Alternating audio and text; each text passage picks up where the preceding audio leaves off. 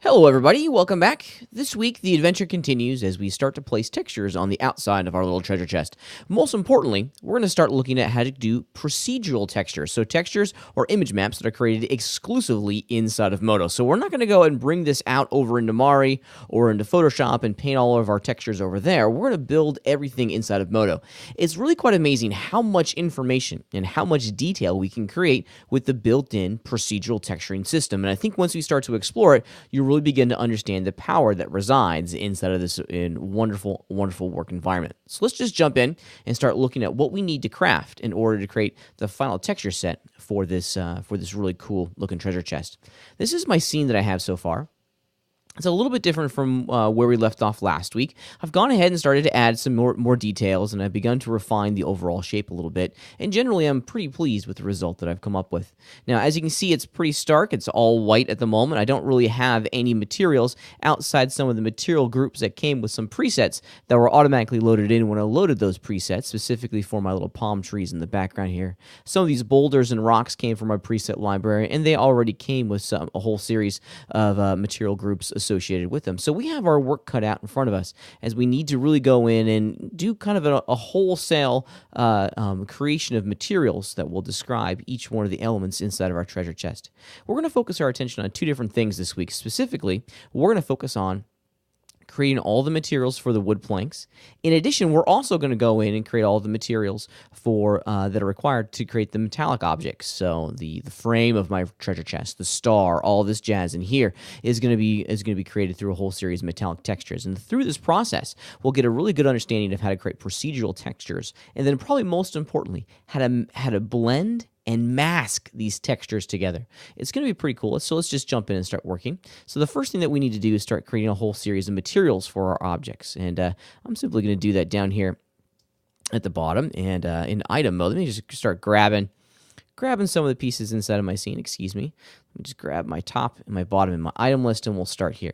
Now, as we're going through this process, excuse me, hit the wrong button. As we're going through this process, I think it's important that we start visualizing the end result pretty early on. Now, I want to have each one of these wood panels look very unique and different from each other. So on the surface, we could just grab all of them like this, select the polygons, and assign them to their own material. But I want each plank to have its own personality, its own character. So I'm actually going to place each plank, if you will, in its own material group, or maybe just a couple of different material groups. I don't need, so there's 3 here, so it looks like, well, there's 12 of them all around. I don't need 12 separate material groups. Maybe I just need 6, because I want to make sure and ensure that the wood grain pattern that's created for this wooden plank is very noticeably different than the wood grain pattern down here.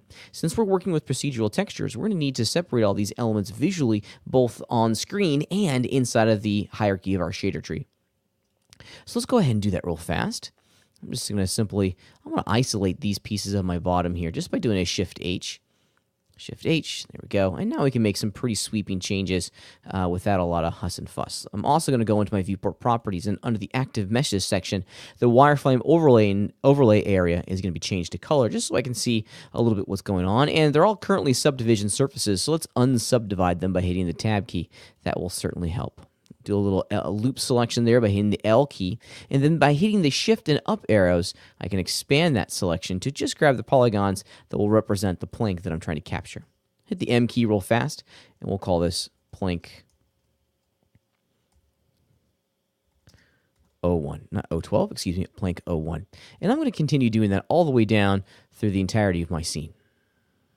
I spent the last few minutes separating out all the polygons on my treasure chest into a whole series of different material groups. As I mentioned before, I want to be able to control the wood grain and the creation of our procedural textures on a per plank basis. So it was important that I start to separate those out into their own material group. It took a little bit of time, not too long though, but I think the effort in the long run is going to be well worth it. In addition, I've also gone ahead into my metal texture, which is going to be describing pretty much almost all the metal frame bits, and I've just simply changed this diffuse color so we can start separating visually all these components away from each other, and things are starting to look pretty good. I'm very happy with what I want. However, there's one small change that I want to make just to make the process, the workflow a little bit quicker. And I have a lot of geometry in here, my background from my palm trees, my ground's a multi-resolution mesh. I got there's a lot going on in the background that I don't necessarily need to visually see to understand the texturing process and the workflow overflow for my treasure chest. So I want to make one small change, and I'm going to create an item shader for my set pieces. Now, I've placed, if you look at my item list over here,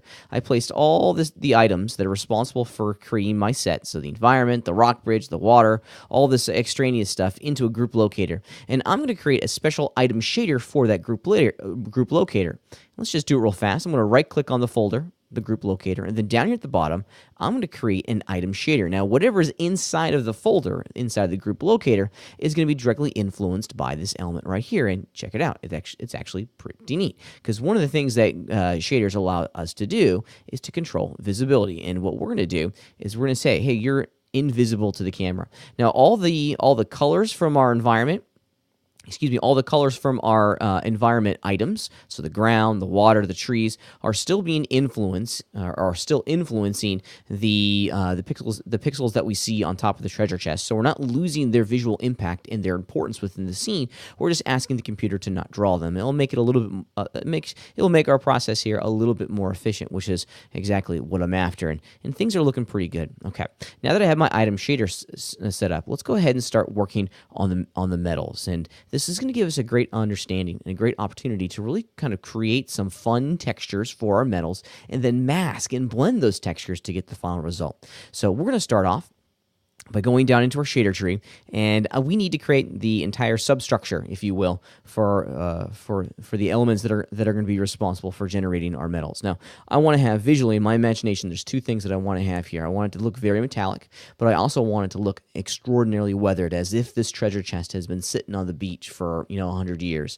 The waves, the water, the sand, the wind has eroded and has had a direct influence on the surface details of my little treasure chest. So that's something visually and creatively that I'm trying to hang out in the back of my mind. So I need to ensure that all of my metals don't look perfect and shiny, that they're beat up, they're dingy, they're faded in certain areas, there's little bumps and scratches all over them. But I also want it to look as though the edges have been worn away. I also want to ensure that that human element is apparent inside of the treasure chest. So, like, for example, right around here, around the star, I want to make sure that the corners are all kind of worn, or visually look worn, like there's been some erosion, as if someone's hand has touched the opening of the treasure chest and opened and closed it 10,000 times. So these corners need to be a little bit more beat up and more weathered than the front faces of my little treasure chest. And I have some really cool tricks up my sleeve that will help us create that illusion very, very quickly. So let's just go ahead and start creating the structure.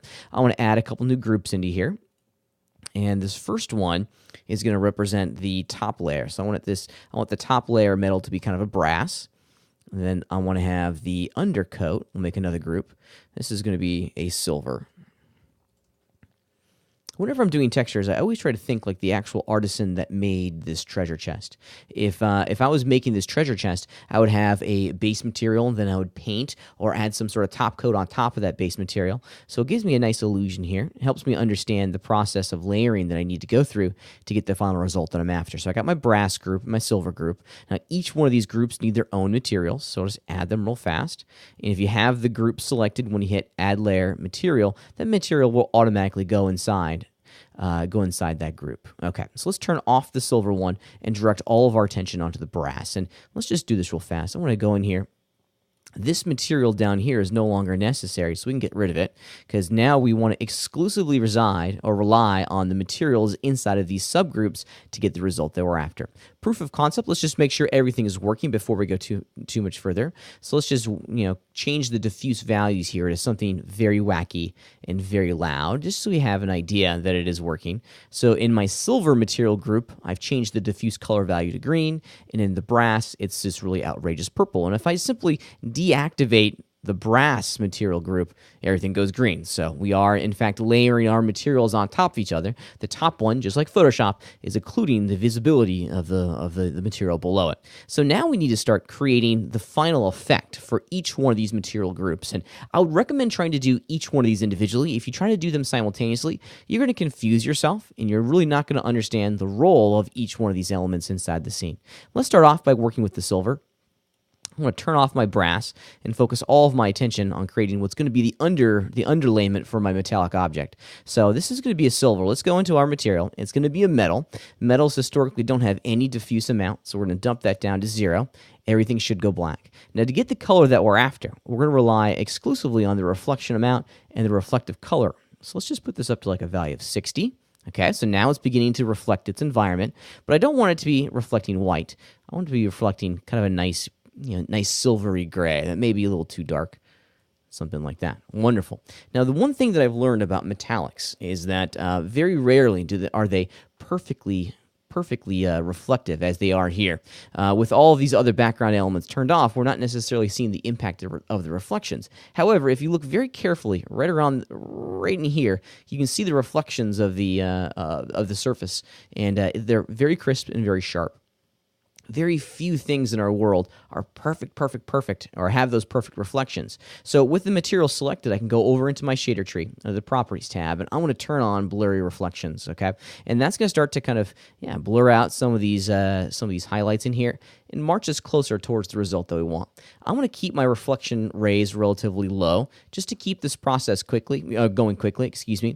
We have a lot of shading work to do. At the end of the day, when I'm ready to render, I'm going to increase this. If you look very carefully at the quality of some of these reflections and some of these blurry reflections, from a distance I can already notice some grain. So increasing the reflection rays at render will be definitely something I want to take a look at.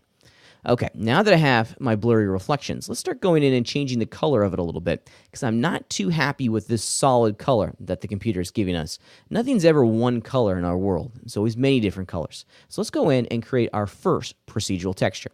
We can add procedural textures quite easily. But one small little production tip that I've learned, I want to have this new procedural texture automatically be placed inside of my material group. So if I have the folder selected, and in my mind, each one of these material groups is like a little folder. So if you have the material group selected, when you add the layer, this new procedural texture will automatically be placed inside of that material group, which is kind of nice. So I'm going to choose Add Layer, and then down here at the bottom, we have this lovely category called Textures. And I think I'm simply going to start off with the classic noise. Now, the moment that you add it in, you're probably not going to see anything, especially if you've been following along verbatim. Pay real close attention to the effect, the role that this noise pattern is having inside of our larger shader network. Right now, it's only and exclusively influencing the diffuse color values. Well, if you take a look at the material that's also influencing this group, we've turned the diffuse amount down. This texture, this noise texture, is accessing the diffuse amount. Well, we don't have any diffuse amount. It's at 0, so we're not going to see its relative impact inside the larger scene. Now, we don't have to go back in, and we shouldn't have to go back into the material and put this back up to 80. So don't do this. I'll do it as an illustration. You put it back up to 0, and now we can start seeing the impact of that noise texture inside of our objects. But we don't necessarily have to do that. Let me show you a cool little trick.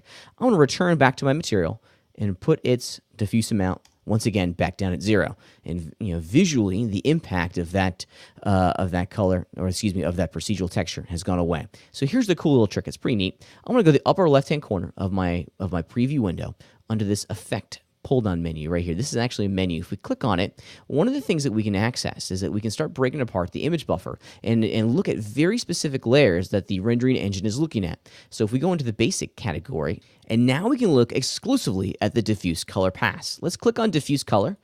And now, once it updates, you can start to see the impact of only the diffuse color values that the rendering engine is picking up. And you can actually begin to see the trees in the background, some of these other elements that have a diffuse amount associated with them. But most importantly, we can see very quickly the role of that procedural texture that was created for my environment. Now let's do this. I'm going to go in and actually just deactivate the visibility of my set environment group locator up here at the top, just so we really don't see any of that stuff in the background. And we can already get a really good understanding as to specifically what the image is going to look like. In addition, I also have some environmental fog established with my scene, so it's not giving me a 100% read, but that's okay. I'm very pleased with the result that I'm getting. I'm just trying to get an understanding of what this noise texture is looking like, and this is actually looking pretty good. However, I want to make a few small changes to it. Specifically, if you go into each procedural texture, the properties under the texture layers section will allow us to go in and continue to refine the imagery, the visual imagery of this procedural texture inside of our three-dimensional scene. And herein lies the great power of procedural textures, is that we can continue to refine their visual appearance inside of our scene.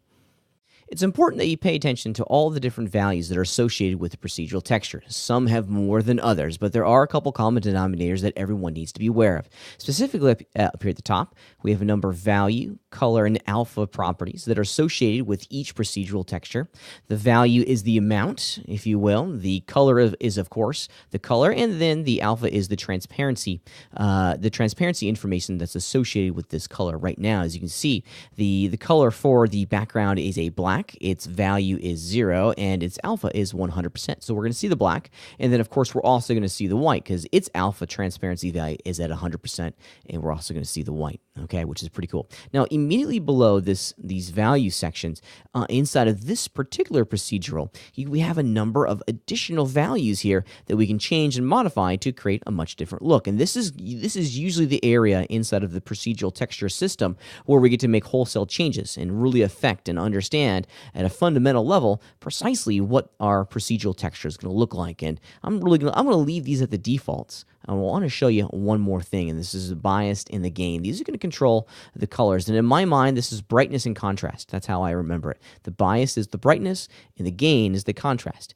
Increasing and decreasing these values is going to basically allow us to do maybe like a levels call over in Photoshop. So keep that in mind. You're going to see me fiddling around with these brightness and contrast values throughout the rest of this video. It's something that I do quite frequently.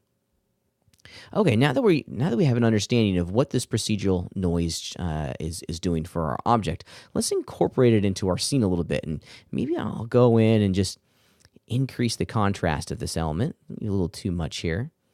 We can also increase and decrease the brightness. Move those middle points around. So you have a lot of control over how your procedural image is going to be created and applied to the objects inside of your scene. I'm very, very happy with this. So let's return back to the upper left-hand corner and go to if you click on the shading button, now it's going to show you the full extent of every single layer inside of our shader tree. So this is the default when you click on this little shading option here. It's going to show you everything in our shader tree. Now that we have our procedural noise, let's incorporate it into the role of this material group, because right now this material has no diffuse amount, so this diffuse color effect really isn't doing anything for us. However, if you think about it, this material is driving our silver at the moment. It doesn't have any diffuse amount, but it certainly does have a tremendous amount of reflection. So maybe we change the role of our noise from diffuse color. If we right-click, we'll go under the basics section. Let's do reflection amount. Yeah, there we go. And now, as you can start to see, we're just starting to throw in some variation in color here. Now, in actuality, what we're doing is that we're making some areas within inside of our silver more reflective than others. So we're doing reflection amount, and this is actually tying into the values, the value percentages associated with this procedural noise. So with it selected, we are now looking at that value and at that value right there. So those numbers are having a big impact as to the amount of reflectivity or the amount of reflections that are going across the surface. Anything that was black has a reflective value of 0. Any pixel that was white on the noise texture is going to have a reflection value of 100%. So now we're modulating the amount of reflectivity.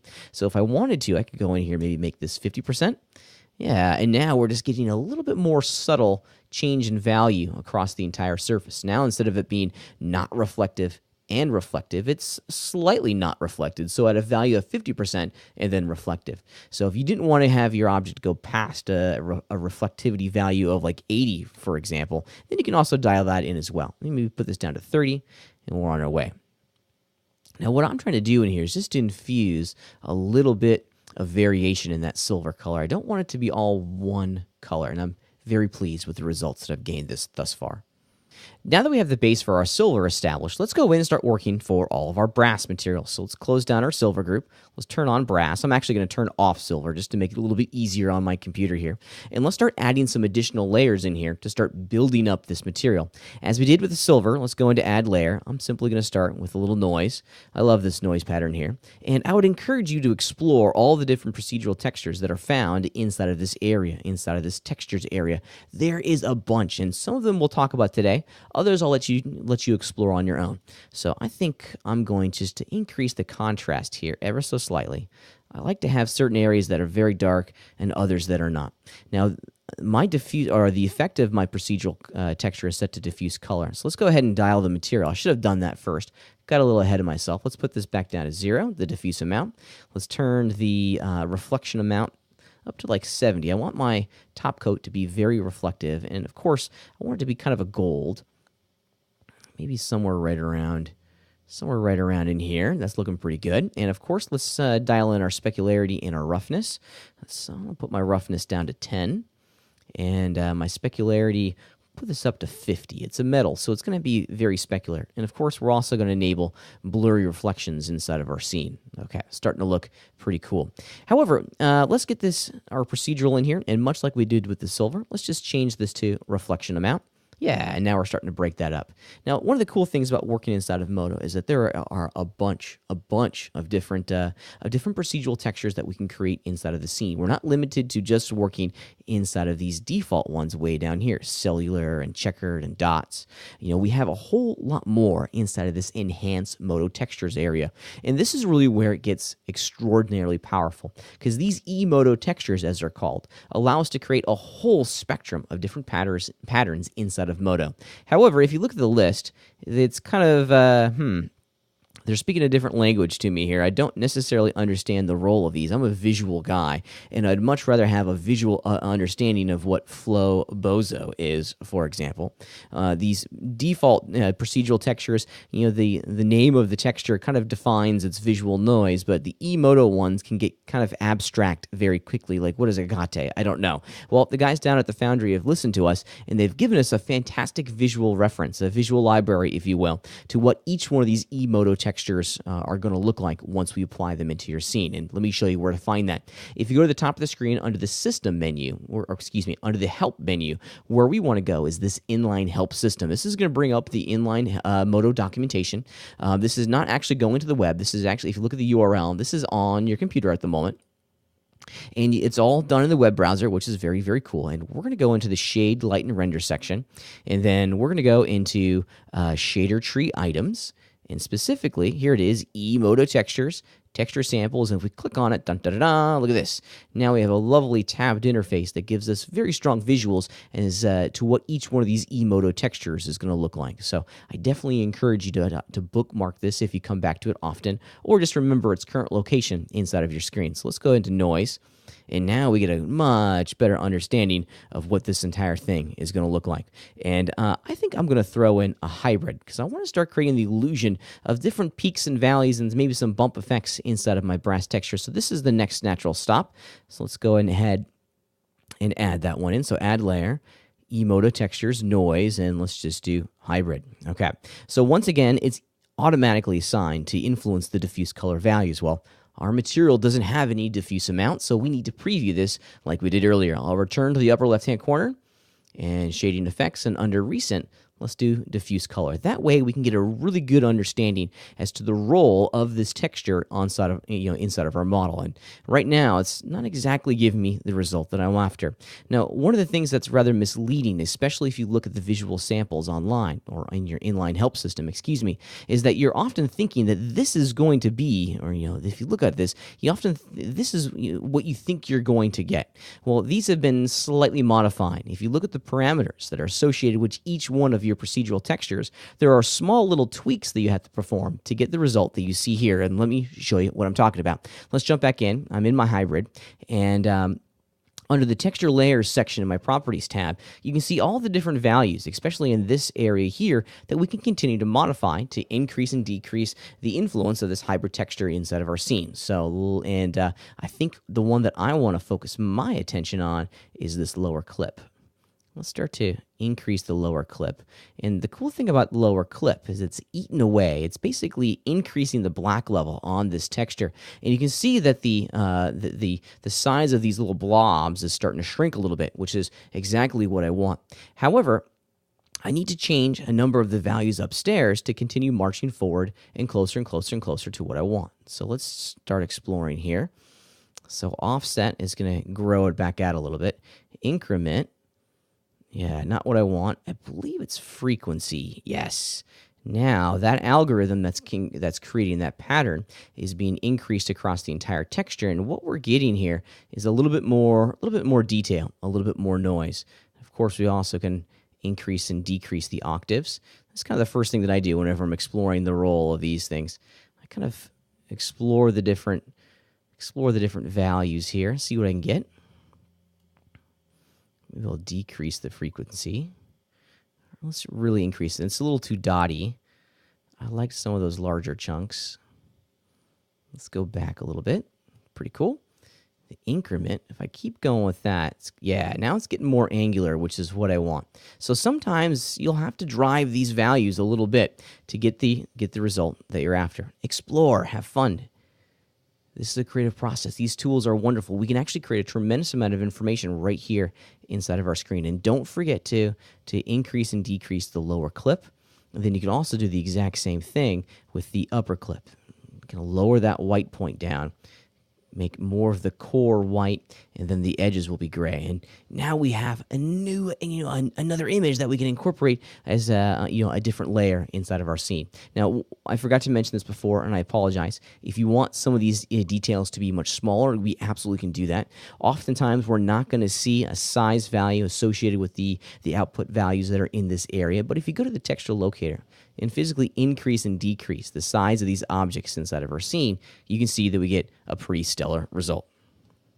I've just spent the last couple minutes exploring the different opportunities and the different results that this procedural texture has been giving me, and I'm pretty pleased with the result that I've come up with. I found the nice little chunky edges that I'm after. I have these little bright white centers, which is precisely what I'm after here. And if you look closely, I've simply explored the impact of the bias and the gain inside of my texture, and I've also explored the different variations that the procedural engine was giving me with the different sizes associated with the texture locator. So these are all explorations that you'll need to have on your model. The cool thing about working with procedurals is that the impact and the result that you're going to get is always going to be different because there's a noise seed here. So if you don't like the pattern that it's giving you, just change the noise seed and you'll get a very different pattern. So there's an infinite number of possibilities that are associated with the creation and the application of procedural textures. Now let's go ahead and get started with the rest of this. We have two procedural textures here that we need to blend together. And I think I'm simply going to illustrate this by going into the noise here and changing its role back to diffuse color. Now on the surface, you're probably thinking, Pat, why aren't I seeing the bottom noise? Okay, if I deactivate the visibility of my hybrid one, you can see the noise in the background. And if I turn it back on, it covers it up. Well, this is working identically to the way Photoshop interprets all the different layers inside of our shader tree. The top one's always going to cover up the bottom one. So if we want to begin to blend these together, we have to change the blend modes for each one of these textures. And it's really quite easy to do that. If we select the texture and go to the top of our Properties tab, now I'm in the Texture Layers section here. Here's the blend mode, and right now it's set to normal, but watch what happens when I change it to screen. Yeah, pretty interesting, huh? Now, all the black values that are associated with my hybrid procedural texture are being made transparent, and you can see the result that we have. Now, I would encourage you to play around and explore the different applications of all these blend modes, because you can get some really fun things, like difference is always kind of fun. That's kind of neat. So explore, have fun. It's pretty interesting what you can come up with. I think I'm going to set mine back down to screen. So we have bright white, and then we have these lovely shades in the background. With that visually in front of me, what happens if I increase the contrast of this a little bit? And we'll explore the role of the bias and the gain indicators. Yeah, interesting. And in addition, let's invert this. Let's see what we get. Interesting. So there's a lot of options here. I'll let you explore these and see how they impact your the final scene. Now, ultimately, we don't want the effect of each one of these procedural textures to be influencing the diffuse color because there is no diffuse color on this. And if we turn it back to reflection amount, each one of them go back to reflection amount and go back to looking at the total extent of our shader tree, you can see the result that we're getting, which is interesting, but not necessarily what I'm after here. Now, I think for me, what's going on here and what my brain is seeing is that I'm seeing areas that are very reflective and areas that are not. The areas that are not are going black, which isn't exactly the result that I'm after. I'd much rather be playing around with color here instead of value, because I don't like how it goes from this lovely tan, this kind of goldy tan, straight back into almost a black. It just It looks kind of ugly to me. So let's change the game a little bit here. We're going to take each one of these procedural textures and use them to drive the values of a gradient. And this gradient is going to determine the range of colors that's going to be creating the final effect for my little brass here. So let's go ahead and do it. I want to select my brass material group, go add layer, down under processing, we're going to create a gradient.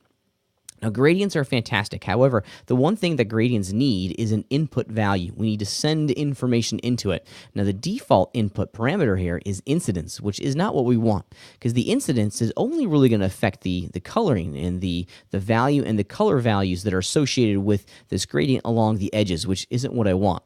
I want the gradient to also influence all of this stuff in here. We can do that by changing the role of each one of our procedural textures downstairs. So instead of having them influence the reflection amount, let's right-click on their effect, and then under shader control, let's put both of these to driver A. We're immediately going to see their impact on the final brass material go away, which is exactly what we want. And then under gradient, let's change its value from diffuse color. And let's do, instead of doing reflection amount, let's do reflection color. There we go. Now, it makes sense that it all goes away because now this gradient is basically overriding this reflection color channel inside of the material. Okay, so this thing here is now responsible for it. Well, we're going to change some of the values associated with our gradient. The input parameter is going to be set to driver A, so shader control, driver A. So now, if you think about it, we're sending both of these two values, or all the values from both of these two textures into here. So we're taking two textures and basically kind of mixing them, if you will, into a gradient, which is very, very cool. Now, what we need to do in here is start changing the reflection color, and it's really, really easy to do that. Inside of the Properties tab, of course, we have our inline gradient editor. If we simply middle mouse button on our little bar down here at the bottom, we can add a keyframe and begin to craft what each one of these, each one of the colors that we're going to transition between. Now, it's going to be looking at the information that we sent from these two textures. So check it out. I got this first keyframe selected, and if I click on my color swatch, I can start dialing in the colors. Yeah, now you can see what's going on in here, which is pretty neat. Let's grab this second keyframe. We'll do that exact same thing once more. There we go. Hey, let's explore some of these values here. I'm not entirely jazzed with what I've come up with. That's the cool thing about working with gradients, is we can kind of art direct on the fly here. Let's add a third gradient, a third value in here. This is going to be more of a highlight color, I think. Yeah, I want to keep it right in there. Maybe this middle one has a little bit more red. Maybe just a touch. Yeah, and we're starting to mix these on the fly. I want to go in and really make some wholesale changes to this bottom one. It's much too saturated. And I am misreading what I want to see here. I want to change this one. Sometimes you get lost in the effect. I was working at the wrong end of my color spectrum, and let's do this. So overwhelmingly, this keyframe is affecting the majority of my treasure chest. So let's find a happy color that I like for the treasure chest. And then we can start blending different shapes and shades in there. There we go. Now I'm understanding the impact of some of these gradients inside of my scene. I can start to blend them and get the result that I'm after. A little bit of red in there will go a long, long way. And then finally, this bottom one, we'll make it much brighter, and it will act as a highlight, perhaps. Yeah, definitely look as though it's been corroded by the salty air of our sea, which is an interesting effect. I'm liking portions of it. I still have some tweaking in here that I need to do, but I think we're getting close, and yeah, I'm very pleased. Let's go back to this first one. I want to make it a little bit darker, I think. I'm not too set on the hue of this. I could fiddle with this all day. And my brain is also telling me to add a couple more procedural textures in here as drivers to continue to work on this, to get all these things broken up. It's a little too stark in here. The base is a little too solid. I think I need another noise in here to really kind of start to modulate the color in this area in here, for example. I'm liking the details that the hybrid's giving me, but I need a couple more layers to really give me the result that I'm after.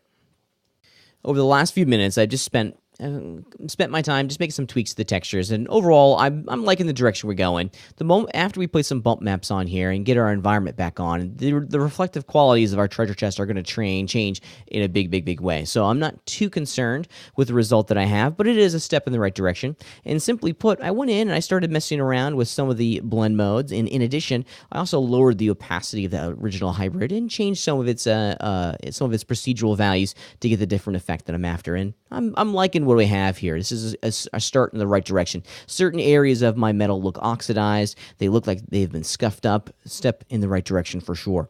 Now, one of the other things that we'll need to do in here is go in and continue to change how the reflective qualities of this material are being generated. Right now, we're just influencing the reflective color. We're not influencing the amount of reflection. Well, let's just duplicate this thing. I'll right-click duplicate. And this one, instead of the top one, instead of it being reflection color, let's go reflection amount. Yeah, and since we're working with an effect that is an amount, we'll need to go in and add another keyframe to the value up here and start changing the areas of reflectivity. Now, since we're using the exact same inputs as we were earlier, we can create some really neat effects. And I'm just going to make some very small, subtle changes to the reflectivity. Yeah, and this is something that we'll begin to see a little bit more once we start getting our bump maps in there, because now we need to start dinging up the surface and creating small little peaks and valleys that go across the outside of our treasure chest to get the end result that we're after. And since we're talking about it, let's just go ahead and jump in and start making our little bump map. Now, much like we did for the reflection amount and the reflection color, we're going to use a whole series of procedural textures to create the result that we're after. I like to start with a base, and for me, I want my metal base to be kind of bumpy. Kind of a high-frequency noise that's been placed across the entire surface. Well, there's a procedural texture in our mdo collection that's just absolutely perfect. It's called Scar. There it is down there. And to see its effect is right now set to diffuse color. Let's change our preview to look at diffuse color. And there it is. It's just kind of high-frequency noise. And once again, if we explore the impact of all of these values up here, we can start to create something that's pretty interesting. Now, I want to see if I can get rid of some of these veins. I just want to have some dots in here. And what if we start eating away? Yeah, that's starting to look pretty neat. I like it. I like it. If we do a little bit more increment, yeah, now it's not as veiny, and we're starting to get this idea that there's small little imperfections that cruise around the entirety of our treasure chest. Now, I'm also going to make it a little bit smaller. Yeah, there we go. That's a step in the right direction. Let's see what that looks like. Instead of working with the diffuse color effect for my scar, let's right-click, and then under surface shading, let's do bump. And of course, we'll need to change our preview to look at the total shader tree. Yeah, there we go. Now it's starting to look a little bit more porous. As a reminder, when working with bump maps, the material properties that are associated with this thing, down here at the bottom, are really what is driving the bump effect. Now, right now, the bump amplitude is set to 200 UM, so it's very, very tiny. Understanding your system of scale, your unit of measure goes a long, long way. And if you look very carefully at the bump that I'm getting here, we're bumping out. I'm seeing a whole bunch of shadows. Well, if we simply invert our scar, now we're going to be bumping in, which is what I think I want to have instead of it coming out. Now we're creating the illusion that I think I'm after. Now, this is a pretty flat bump map. I want to have different effects going along in here, so let's add some additional procedural textures to get the result that I want. I got another one in mind here. Let's go back, mdo textures, noise, and this time let's do dented. Okay, let's take a look at what it's doing to our scene. Okay, so here's dented. Now, dented is an interesting one. On the surface, it looks like it's going to be kind of veiny, but if you start to explore the dentiness value, you can see that those veiny textures will start to shrink and or grow. And once we start pairing them with the octaves, now yeah, it's difficult to see, and for that I do apologize. But what we're getting here is more noise on the interior of each one of these clouds. And if we start to explore the impact of increasing and decreasing the lower clip and the upper clip, we can create some really kind of cool, compelling results. And in addition, let's also experiment around with what happens when we increase and decrease the bias and gain. Yeah, and let's go ahead a little too far here.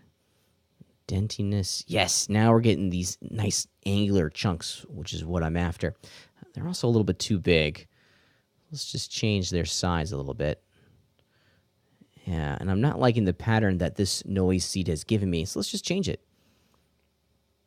Actually, the one before it was pretty great. Yeah, I think this is a good start. Now, like we did with the others, we have to start blending this new layer into the system. So let's go back and look at the total effect here. And if we right-click, we already have the procedural texture selected. So let's right-click on it, choose Bump from the Reset menu. Now, it's going to override. It's going to override this bump effect down here, and we're bumping it very, very small amounts. And I apologize if it's difficult to see at home on the recording, but I can see them. They're right here, okay, which is pretty cool. Now, I don't want them to bump out. I want them to bump in, so I'll invert them. Yeah, now it kind of looks like there's been little dents in here, some chunks taken out of our treasure chests, which is a step in the right direction.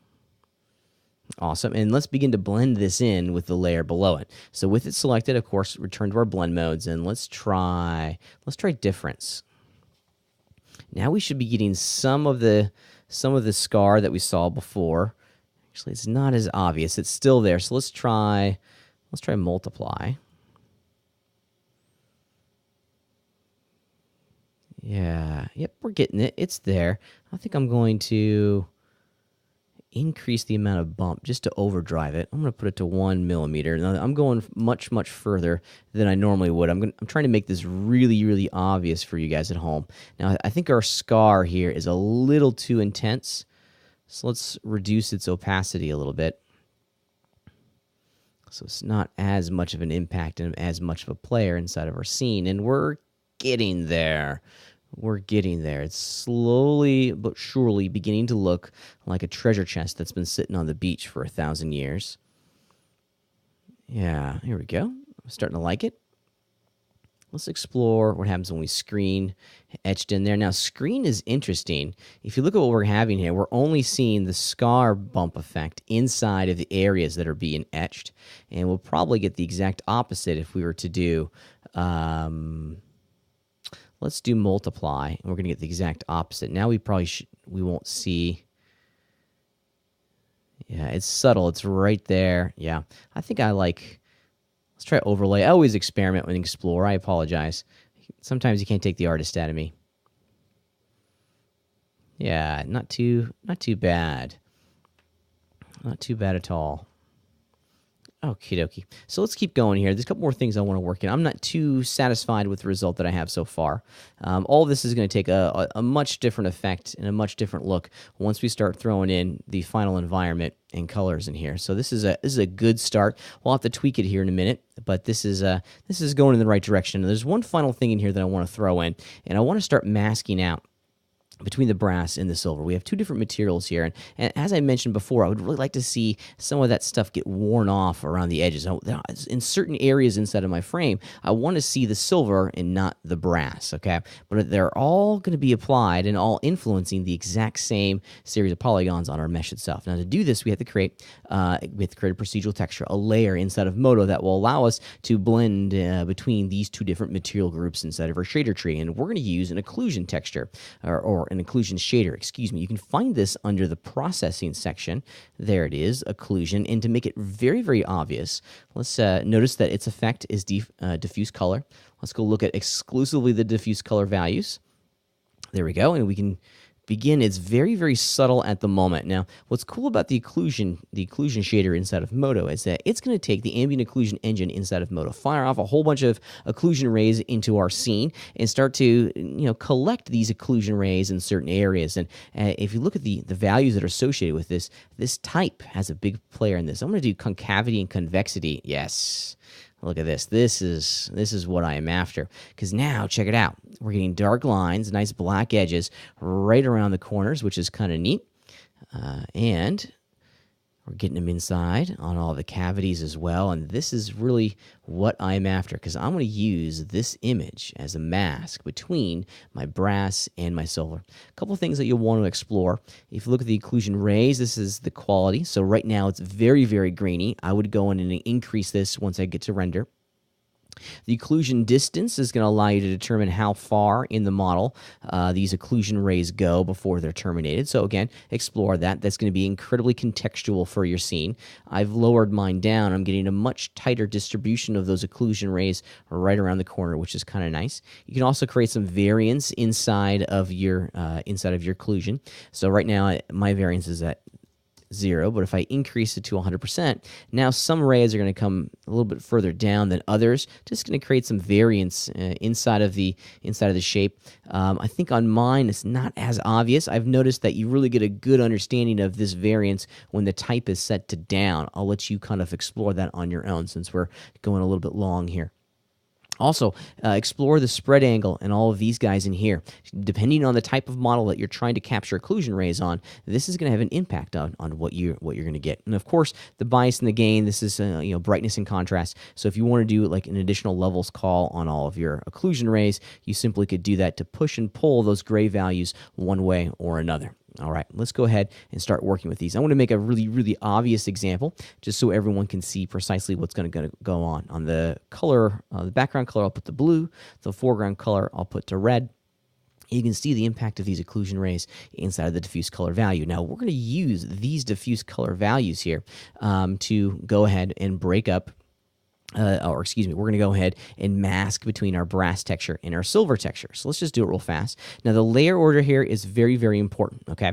Notice that my occlusion texture, the one that's temporarily or instantaneously going to be set to our group mask, is the topmost layer inside the topmost group. You have to put your group mask layer in the top one. Don't put it at the one at the bottom, because we're going to mask this one with that one. Let's also return our preview back to looking at the total extents of our shader tree. Things are looking good. And now we're going to change the effect of our occlusion shader from diffuse color. If we go down under, where is it? Shader control. There it is, group mask. And haha, wonderful. If you look at what's going on inside the frame, we're getting exactly the result that we're after here. As you can see, the occlusion texture is starting to mask between the different groups inside of our material network that we have over here inside of our shader tree. So where it was capturing occlusion rays, we're seeing silver. Where it wasn't, we're seeing that lovely, lovely little brassy gold kind of dingy texture that we were working with before. So a step in the right direction, no doubt. I have some additional tweaking in here that I need to do to, I think, get the final effect that I'm after, but overall, I'm very, very pleased. The last thing that I want to explore with you guys real quick is how to create all the wood planks. And there's a little bit of a procedure here that I want you guys to follow, or at least explore as you look at how to create the textures for all of your elements inside the scene. So I've selected my plank 1 material group inside of my shader tree, and it's going to influence this top one. Proofs in the pudding. Let me just kind of proof of concept. Yep, so we're talking about this top one here. Let's put it back to white.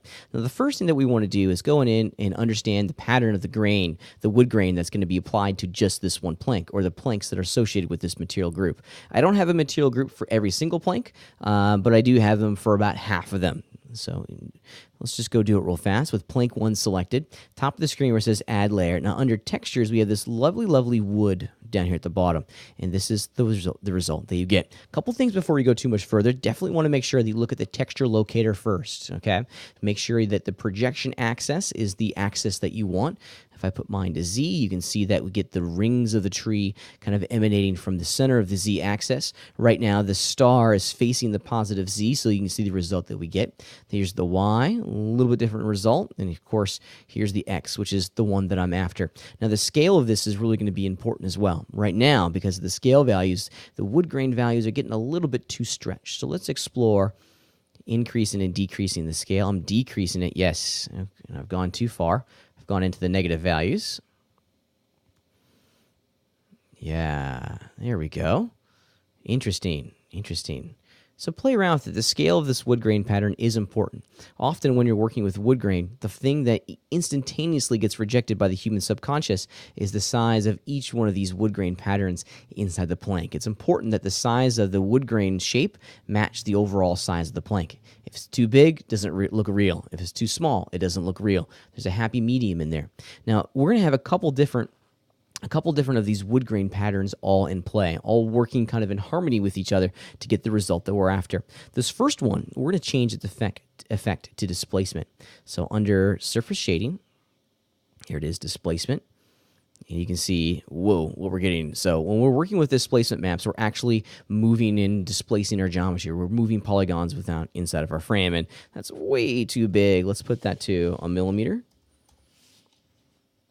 Yeah, wood grains just need a very subtle displacement. Even at that value, it's still way, way, way too much. Let's put it at 500 We just want a little bit of displacement in there.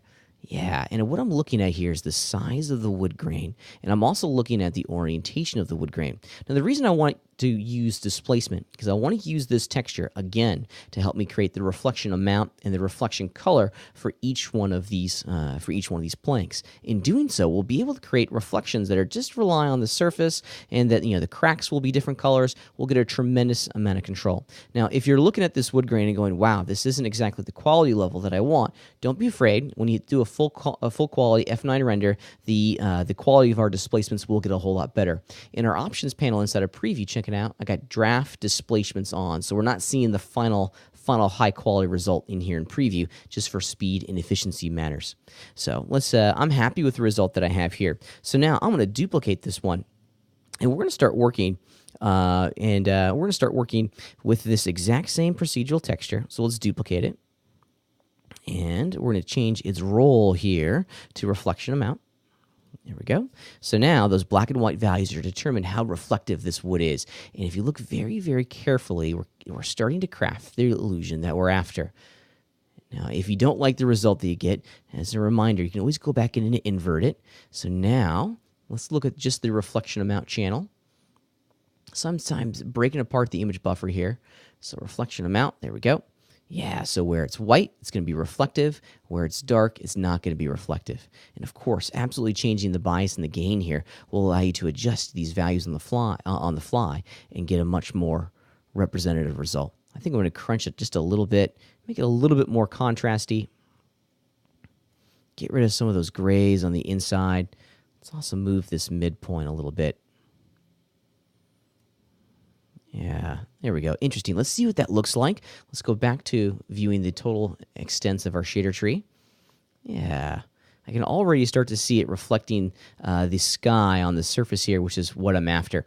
When working with wood, certain areas are going to be reflective and certain areas are not going to be reflective. In particular, the top parts of our wood grain are going to be very reflective, and inside of all these little crevices, it's not going to be as reflective. Since we're using a duplicate of that original, it's all going to match up, which is pretty neat. Okay, so let's start getting some color in here.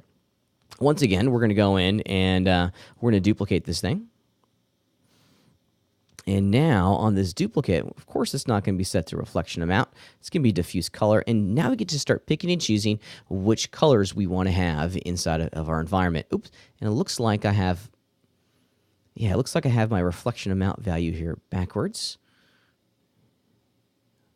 Wonderful. That's actually exactly what I'm after. Very, very cool. I think it's a little too reflective on the surface, but I'll let you guys experiment with that to get the results that you're after. Now, for this top one, this is going to be the color, and this is where we get to go in and start picking a fun red color. So you get the ring color, and of course you get the filler color. I'm going to work with shades of red here, and my reflection amount wood grain is getting in the way of me really understanding the impact of all of this. Now, what I'm trying to do here with this wood grain is create the top color that's slightly different from all the colors on the interior. And let's just really make an extreme example so we can understand. So the filler color is all the cracks, and the top color, or excuse me, the ring color are the tops of each one of these little wood grain islands. And right now, I think maybe I want to make the filler color just a little bit darker. I'll wait for preview to update. Not dark enough. we go. And you might even want to change the hue ever so slightly. Make it much, much darker. Starting to force some of those shadows. Yeah, now we're talking. Now we're talking. And then once we add in that reflection amount value, so let's turn on reflection amount, and it's way too much. So let's just bring the intensity of it down quite a lot. Yeah, and now we're starting to get some nice reflected wood in there, which is pretty neat. Okay, so almost done. We have some additional work in here that we need to do. We're going to create an instance of this. Since we're it's still working on diffuse color, but this one, oh, actually, I'm sorry, I need to change the value, so I can't make an instance. Excuse me, let's delete it. An instance is going to basically, take all the values of the original and duplicate it again. So actually, we need to duplicate this because I need to change some of the values that are associated with these ring colors, and I want to have a secondary ring color in here. There we go. And let's do this. It's way too dark at the moment. Way too dark, and I did the wrong one. I always get it backwards. For that, I apologize. And for the ring alpha, I want to put that down to 0. So now, yes, we're just getting a little brown highlight in there, and that's what I'm after. Wonderful. Wonderful. Just a little bit more depth. I had some play around with the colors a little bit, but overall, I'm liking the direction that I'm going in this. Being able to change these alpha values on the fly is very, very cool. Let's make it a little bit darker because I want to have some brown in there. Wood's always going to be brown. What I'm going after is the illusion that this has been painted red, and then certain areas are starting to chip out.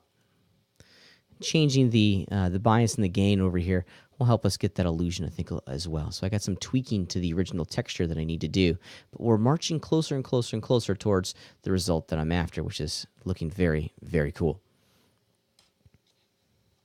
Okay, so now that we have the color of our wood plank going here, let's talk about how we can start to work with maybe work with some of these occlusion shaders again to help us establish a much more compelling result, because it's a little bit too specular, a little bit too reflective. The roughness value needs to be changed a little bit, so we're breaking apart all these reflections. So here's what I want to do. Once again, I want to go back to my add layer, and let's load in an occlusion. And once again, let's see what we're getting here. Let's, instead of doing uniform, let's do downslope. Let's see what that gives us. Yeah, step in the right direction, because now if you look at it, we're getting a lot of occlusion right on the tops, but we're not getting them in all the little cracks. Let's see what that gets us, because we're going to change the role of this to roughness. Let's go in. It's under basic. Roughness. We may even want to do reflection amount as well. Let's see what that does for us. Yeah, I'm starting to like it. It is breaking it up. It's not as specular in these cracks anymore, which I'm digging. We're still getting a little bit of reflectivity, which is what I'm after, but that reflection is being spread out over the surface, which is, I think, what I'm after. Yeah, let's just go with that. And things are starting to work pretty well. This is the cool thing about working with all these different procedural textures, that we can create in the actual preview window, and we can instantaneously see the effects of all these elements inside of our shader tree, which is kind of nice, or from our shader tree, excuse me. Now, I think I need to go in and continue dialing these. I have a lot of work left in front of me to get this where I need it to go. But overall, I'm generally pleased with the direction that I'm headed in. From these very simple beginnings with these procedural textures, we can create very compelling results. We can add new procedural textures, change their values, instantaneously see their effect inside the preview window, and begin to craft a more compelling result. Now, I'm nowhere near finished with this, but this is definitely a good start, and hopefully this acts as a launch pad for you guys to understanding how much you can do in the final render of this inside of Modo. We don't have to rely exclusively on what we see and what we can create over in Photoshop or in Mari or any number of texture painting applications. We can do a tremendous amount right here inside of Modo. As always, if you have any questions, you know where to find me. Thanks, guys and gals.